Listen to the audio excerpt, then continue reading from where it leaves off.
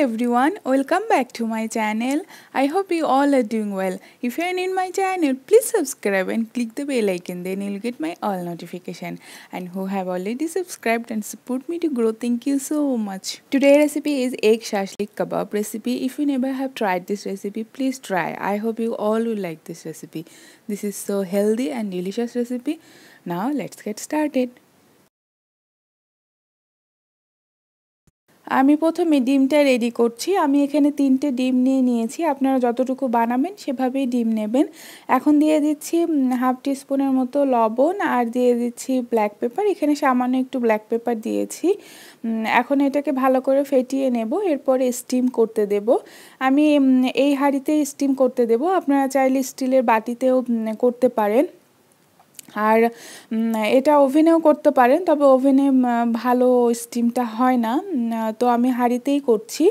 আমি এখানে একটা হাঁড়িতে পানি নিয়ে নিয়েছি আর এতে দিয়ে দিচ্ছি সেই বাটিটা।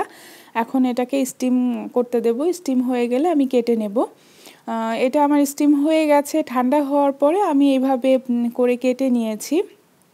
এখন আমি বাকি উপকরণগুলো রেডি করব। আমি এখানে কিছু ক্যাপসিকাম নিয়েছি, টমেটো নিয়েছি আর পেঁয়াজ নিয়েছি। আর এখন একটা বাটিতে আমি 2 টিস্পুনের মতো টক দই নিয়ে নিলাম।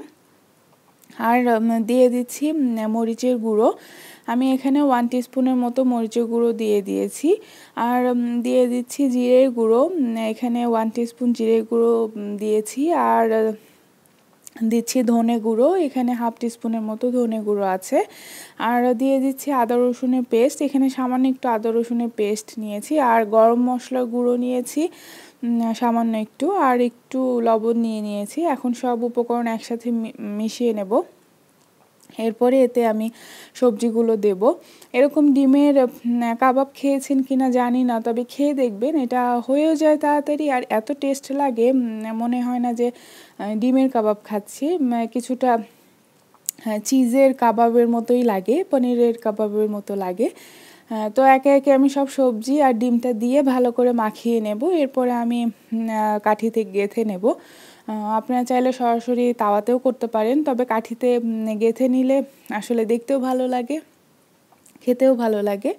আর এটা কিন্তু বাচ্চারা অনেক পছন্দ করবে। যে বাচ্চাগুলো ডিম খেতে চায় না, তারা কিন্তু এইভাবে দিলে খাবে। আর এটা আসলে অনেক হেলদি একটা খাবার। এটা আর খুব ঝটপট হয়ে যাচ্ছে।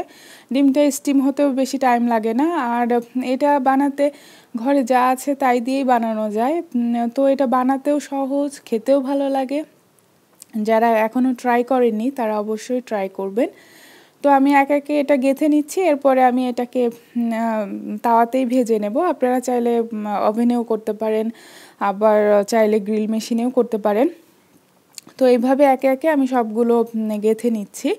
আমার গেঁথে নেওয়া হয়ে গেছে। এখন আমি তাওয়াতে 1 টিস্পুনের মতো ঘি দিয়েছি। আপনারা চাইলে বাটারও দিতে পারেন বা অয়েল দিয়েও করতে পারেন। তো এখন এগুলো সব দিয়ে দিচ্ছি। এক পাশে আমার হয়ে গেছে, আমি এটা উল্টিয়ে দিচ্ছি। আরেক পাশে হলেই নামিয়ে নেব। আর চুলার আঁচটা মিডিয়ামে রাখবেন, কারণ ভেজিটেবলগুলো সেদ্ধ হতে টাইম লাগবে। শাসলিকগুলো আমার হয়ে গেছে। আশা করছি আপনাদের কাছে ভালো লেগেছে। দেখলেন তো কত সহজে ডিমের এত মজার একটা শাসলিক বা কাবাব বানানো যায়। আপনারাও বাসায় এটা বানাবেন। আর আমার ভিডিওটি দেখার জন্য সবাইকে অসংখ্য ধন্যবাদ। সবাই অনেক অনেক বেশি ভালো থাকবেন, হেলদি থাকবেন, আমার চ্যানেলের সাথেই থাকবেন। আর আমার রেসিপিগুলো যদি ভালো লেগে থাকে অবশ্যই একটা লাইক করতে ভুলবেন না। আবার নতুন কোনো রেসিপি নিয়ে আসবো। সেই পর্যন্ত সবাই অনেক বেশি ভালো থাকবেন। আল্লাহ হাফেজ।